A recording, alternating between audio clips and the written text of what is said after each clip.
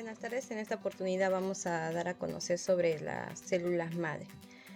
Las células madres, también conocidas como células troncales, han sido de gran interés en las últimas décadas debido a sus características y a su potencial uso terapéutico, ¿no? Las investigaciones en este campo proporcionan conocimientos sobre cómo un organismo se desarrolla a partir de una célula reutilizada o fertilizada, así como también sobre los mecanismos mediante los cuales los individuos adultos sanos se reparan las células dañadas, ¿no? Y mantienen la homeostasis de los órganos y sus tejidos.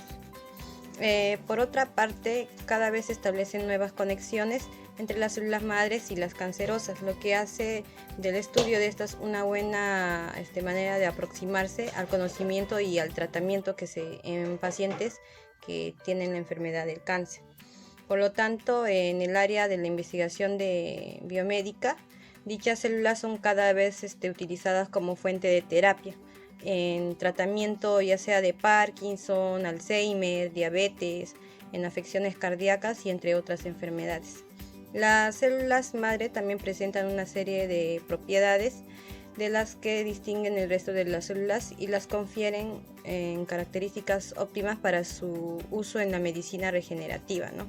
Entre las cuales figuran la alta tasa de proliferación y la regeneración clonal mediante divisiones simétricas, que viene a ser la autorrenovación. Dentro de ello, las células madres también se las conoce como por los términos de stem cells, que viene a ser la célula troncal o del tronco. Esta se define como una célula que tiene la capacidad de autorreplicarse indefinitivamente, o sea, se da por división celular, que viene a ser la autorrenovación.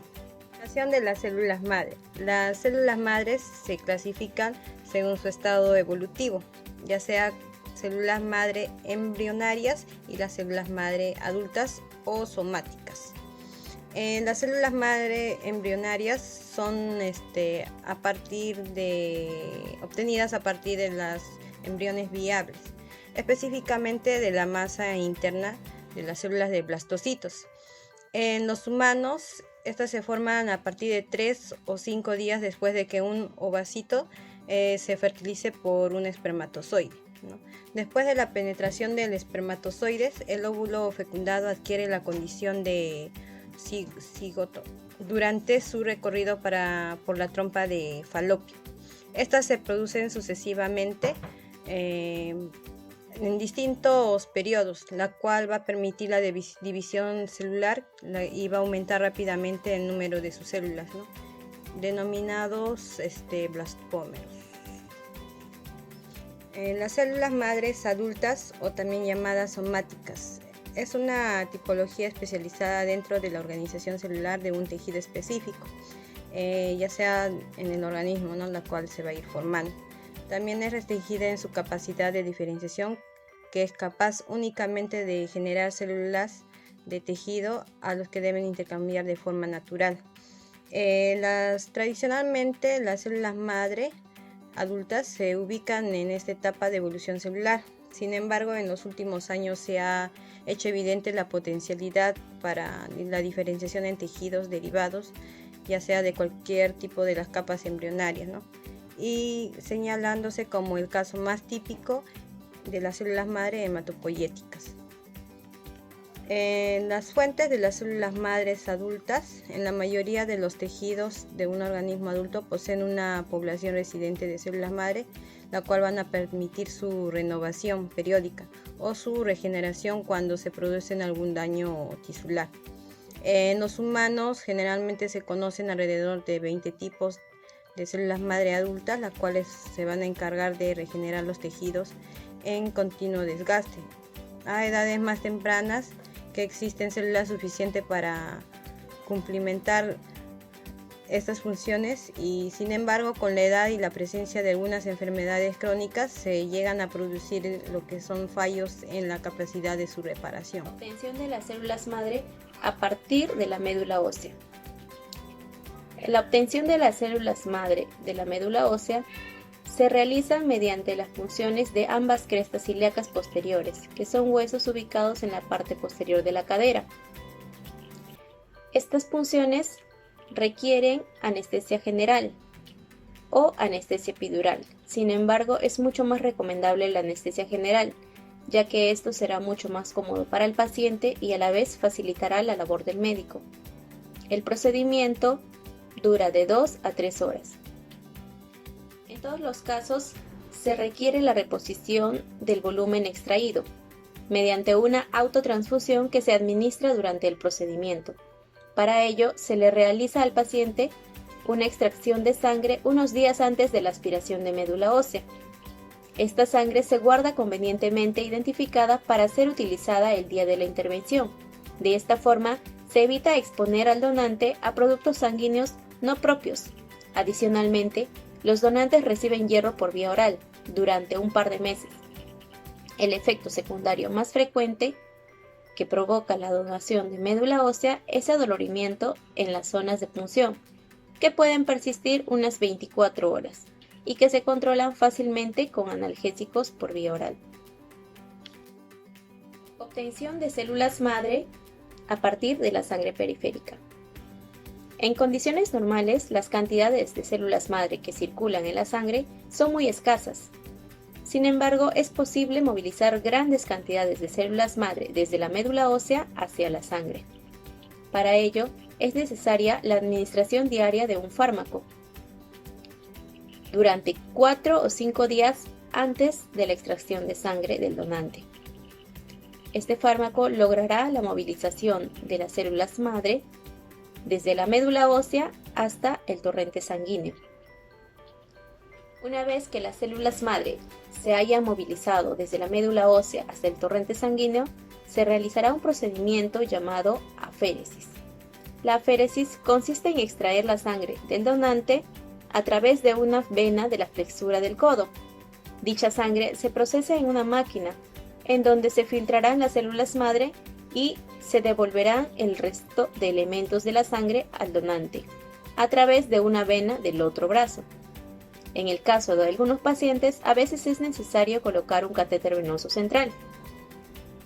La duración de una aféresis es probablemente de 3 horas. Es un procedimiento bien tolerado, con escasos efectos secundarios de los que cabe destacar los hormigueos por ser muy frecuentes. A diferencia de la obtención de la médula ósea, la aféresis se realiza de forma ambulatoria y no es necesaria pasar una anestesia general.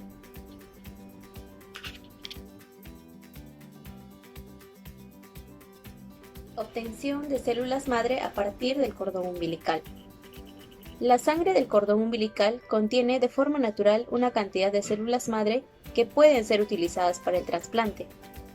Tras el parto, una vez cortado el cordón umbilical, es posible recoger la sangre que queda en el cordón y la placenta, y que en condiciones normales serían desechadas.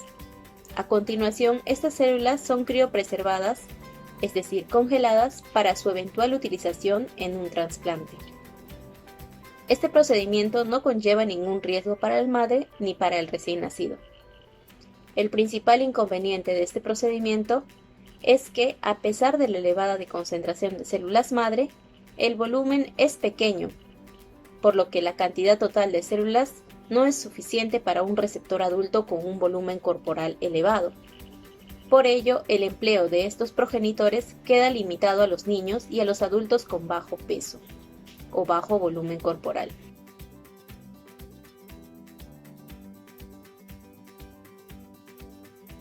Si bien la obtención de células madre a partir de médula ósea, sangre periférica y el cordón umbilical son muy conocidas, no es la única manera, ya que también se puede obtener células madre a partir de la grasa abdominal. Este es un procedimiento muy común realizado en pacientes con artrosis de rodilla, ya que se realiza de forma ambulatoria y sin necesidad de la hospitalización del paciente. Se va a requerir la sedación o anestesia general suave. Estas células madres se van a obtener de la grasa abdominal del paciente a través de una mini liposucción en donde las incisiones son tan pequeñas que ni se dan puntos. Siguiendo con la exposición, les voy a hablar acerca de la aplicación de células madres a nivel de la rodilla. Para ello vamos a dar una breve introducción acerca de esta enfermedad. ¿Qué es? La artrosis de rodilla se caracteriza por el deterioro paulatino de este cartílago y conduce a la aparición de dolor con la actividad física. ¿A qué se debe? Se cree que es la consecuencia de una suma de factores genéticos y ambientales. Entre los factores tenemos la edad, determinadas ocupaciones o actividades laborales y el excesivo ejercicio físico. ¿Qué síntomas produce? La artrosis de rodilla, igual que el resto de tipos de artrosis, se manifiesta con dolor, rigidez y pérdida de la funcionalidad. ¿Cómo se diagnostica? Se basa en los síntomas que explica el paciente junto con la exploración de la rodilla. En algunas ocasiones, si el paciente presenta hinchazón de la rodilla, puede extraerse el líquido articular para analizarlo y confirmar que las características son las típicas de la artrosis. Tratamiento.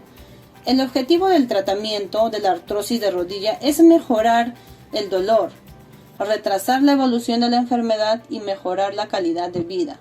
Para ello, se dispone varias alternativas: medidas físicas, fármacos y cirugía.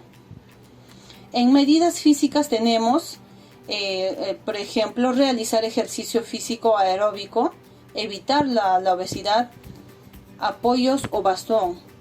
Tratamiento farmacológico. En cuanto a los medicamentos utilizados en la artrosis de rodilla, destacan dos grandes grupos. Uno de ellos, fármacos analgésicos y antiinflamatorios de acción rápida. Dentro de este grupo se incluye el paracetamol, los antiinflamatorios, orales o tópicos como la capsaicina, y los opioides como el tramadol. Fármacos de acción lenta. Los fármacos de este grupo controlan el dolor, ayudan a preservar el cartílago y frenan la evolución de la enfermedad. Entre ellos tenemos condroitin sulfato, sulfato de glucosamina y diacereína. Cirugía. La cirugía está indicada cuando el resto de los tratamientos no logra controlar el dolor o el paciente se encuentra muy invadido por la enfermedad. El objetivo de la cirugía es atenuar el dolor, recuperar parte de la función de la articulación o corregir una deformidad. ¿Cómo tratarlo? Las células madres multipotentes o mesenquimales son células no especializadas que tienen la capacidad de autorrenovarse por largos periodos de tiempo, diferenciándose en células especializadas con funciones concretas, pudiendo dar lugar a diversos tipos de células. Esta célula madre en particular puede dar lugar a hueso, cartílago, músculo, grasa u tejidos sometidos al estímulo de señales bioquímicas del sitio donde está implantada. Mediante las técnicas actuales se extraen fundamentalmente las células mesenquimales y pericitos, que son las células promotoras de los vasos sanguíneos, así como citoquinas y factores de crecimiento, que son los precursores del efecto terapéutico. Las células madres se emplean principalmente para tratar la artrosis articular y la pseudoartrosis del hueso. El tratamiento de la artritis de rodillas son células madres mesenquimales ha conseguido un importante alivio a los síntomas, más del 90% en los pacientes con artrosis avanzada. Se aprecia mejoría en el dolor y en la dificultad al caminar, sobre todo al subir y al bajar escaleras. La mayoría del dolor y la capacidad funcional se aprecia a cabo de 6 a 8 semanas tras el tratamiento y es progresiva durante el primer año e incluso en el segundo. Con la resonancia magnética llamada T2 mapping, se ha comprobado que el tratamiento con células madres mesenquimales aplicada en artrosis de rodilla puede detener la pérdida progresiva del cartílago articular y a su vez producir un efecto regenerativo en él. Así, sus indicaciones principales son las necrosis de tejidos para poder regenerarlos o las pseudoartrosis de los huesos, así como la regeneración del distal intervertebral. En el tratamiento también se aplica en otras articulaciones como la cadera, tobillo, hombro, pies, codo, muñeca y articulaciones de las manos. El concepto terapéutico es el mismo que en la rodilla. ya que algunos de los resultados difieren en algunos aspectos. El patrón es el mismo cuanto mejoría del dolor y signos de regeneración. Las ventajas del tratamiento con células madres ante otras técnicas. Las ventajas del tratamiento con células madres con lipoaspiración es que se lleva a cabo con células autólogas, es decir, del propio paciente, por lo que no existe posibilidad de rechazo ni riesgo de malignación. Además, con la extracción de grasa del abdomen se consigue una cantidad de 400 veces mayor en comparación con lo que se obtiene en punción medular. A esto se suma que el producto celular obtenido se realiza a un dispositivo de sistema de circuito cerrado que únicamente utiliza una solución salina estéril para eliminar las impurezas, pero sin emplear ningún activador ni producto externo. De esa manera se preservan las propiedades beneficiosas de los tejidos. En caso de punción de médula ósea, se expanden o se diferencian. Por otra parte, tanto la extracción como la filtración local se realizan en el mismo acto y día, a diferencia de lo que se lleva a cabo mediante punción de célula ósea, que requiere 2 ingresos o intervenciones. Además, la infiltración está mezclada con factores de crecimiento y citoquinas, que se obtienen el mismo día, potenciando el efecto terapéutico. Para aplicar el producto se emplea un ecógrafo en la zona afectada y así garantiza máxima eficacia. Todos estos gestos hacen que la infiltración con células madres mesenquimales de grasa microfragmentada sea de máxima calidad y sea aplicada en el lugar exacto, consiguiendo un aumento del porcentaje de éxito. El ensayo se desarrolló en una muestra de 30 pacientes con artrosis de rodilla que se dividió de forma aleatoria en 3 grupos. Al primero de ellos, llamado grupo control, se infiltró ácido hialurónico, uno de los tratamientos más utilizados en este tipo de pacientes. Al segundo grupo se le administró la misma dosis de ácido hialurónico y una dosis de 10 millones de células madre mesenquimales, obtenidas de la médula ósea del propio paciente. El tercer grupo recibió ácido hialurónico y una dosis de 100 millones de células madre cultivadas. Tras un proceso de centrifugado, se consigue una reducida cantidad de células progenitoras que se cultivan, donde posteriormente son inyectadas en la rodilla. El uso de las células madre en combinación con ácido hialurónico es un aspecto pionero y destacable de este ensayo clínico. Comparativa. El seguimiento de los 3 grupos se efectuó mediante la exploración física y escalas propias de la artrosis de rodilla, que evalúan el dolor, la función de rodilla y la influencia de la enfermedad en actividades de la vida diaria, ocio y deporte. La evaluación se realizó a las 24 horas de la infiltración, a la semana, al mes, a los 3 meses, a los 6 meses y al año. El estudio se completó con una valoración por imagen de la rodilla mediante radiografía y secuencias de resonancia magnética enfocadas especialmente a la evaluación del cartílago, realizadas antes del tratamiento, a los 6 meses y al año. A cada paciente se le practicó además un estudio del dolor mediante escalas clínicas que analizan los siguientes aspectos: dolor, rigidez, capacidad funcional para desarrollar actividades de la vida diaria, como bajar y subir escaleras. Un segundo ensayo clínico, fase 2. En este segundo trabajo han sustituido el ácido hialurónico por plasma rico en plaquetas, eliminando la dosis de 10 millones de unidades celulares. Estos resultados abren el camino para un futuro estudio en fase 3, en una muestra superior de pacientes, la cual pronostica el investigador. En conclusión, el tratamiento de artrosis de rodilla con células madre tiene resultados positivos siempre y cuando se sepa identificar de manera correcta al paciente. Sin embargo, seguiremos esperando nuevos estudios en donde puedan también ayudar a pacientes con artrosis avanzada, ya que por el momento solamente se recomienda el tratamiento con células madre para pacientes con artrosis leve y moderada.